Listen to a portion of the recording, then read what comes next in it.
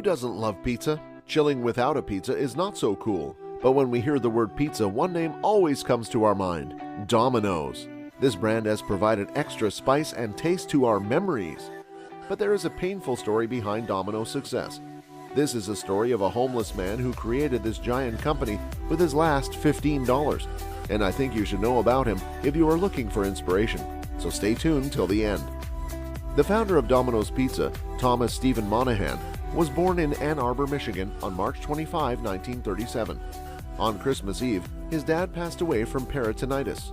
Thomas's mother struggled to raise him and his brother James alone when his father passed away when he was 4 years old. James and Tom were both placed in a foster home by her. Tom got into a quarrel on his first day at his new house and yearned for his mother to come home every day. Tom spoke warmly of the nuns at the orphanage and recalls how he learned the value of hard labor while working on what was then known as foster farms, which were actual farms that employed foster children. The narrative of his upbringing does not include even the slightest hint of self-pity. He acknowledges that he missed his mother and that he regretted the death of his father, but he is appreciative of the lessons he gained during his youth. In less than a year, he expelled Tom from the seminary and informed him that he lacked a calling. Tom's aspiration to become a priest was dashed. When Monaghan was 6 years old in 1943, the strain became too much, and he and his younger brother James were placed in an orphanage. Thomas was encouraged to become a devout Catholic by the Felician Sisters of Livonia, who ran the orphanage St. Joseph Home for Children in Jackson, Michigan.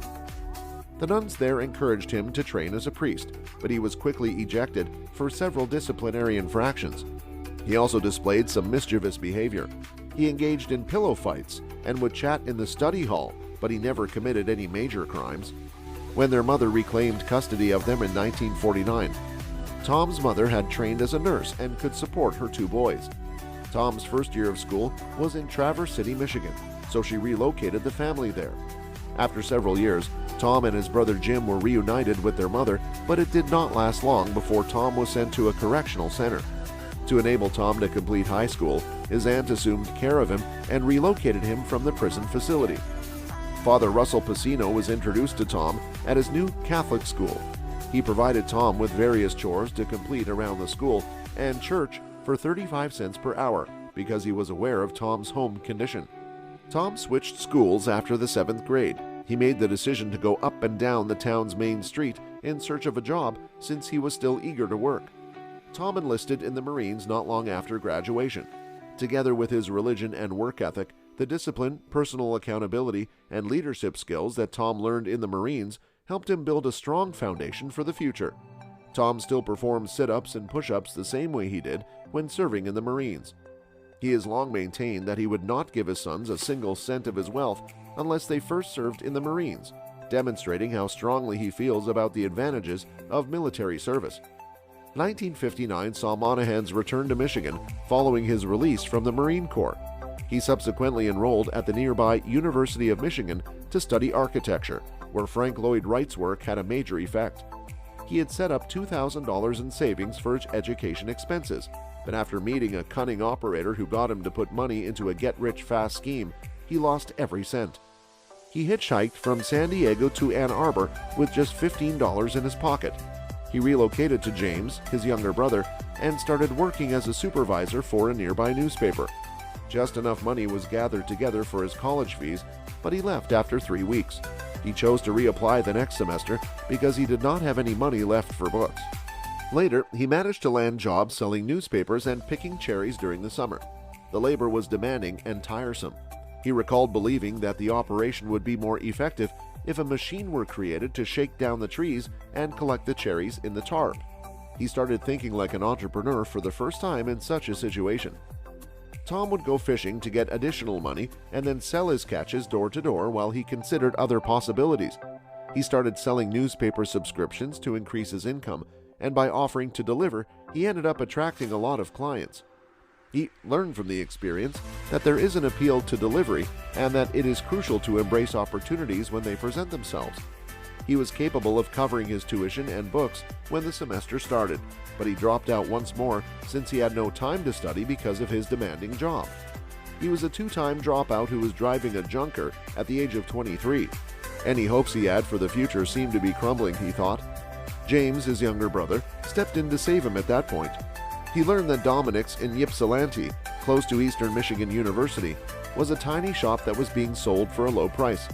In Ypsilanti, Michigan, Thomas and his brother James financed $900 to open a modest pizza joint named Domino'S. The idea was to pay for his studies with the company's earnings. Thomas, however, chose to stop attending classes and devote his time to the business as a result of the company's ongoing financial problems. In his own words, "I started out in architecture school and got into the pizza business to pay my way through school. But the pizza business was losing so much money, I never got back into architecture."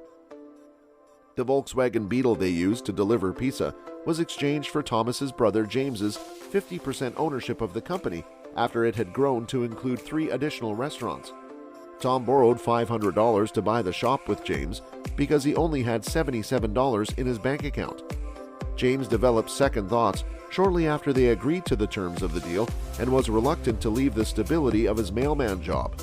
After 6 months, he caved into his worries. James concluded that managing the shop was too much labor after Tom took his first night off and quit.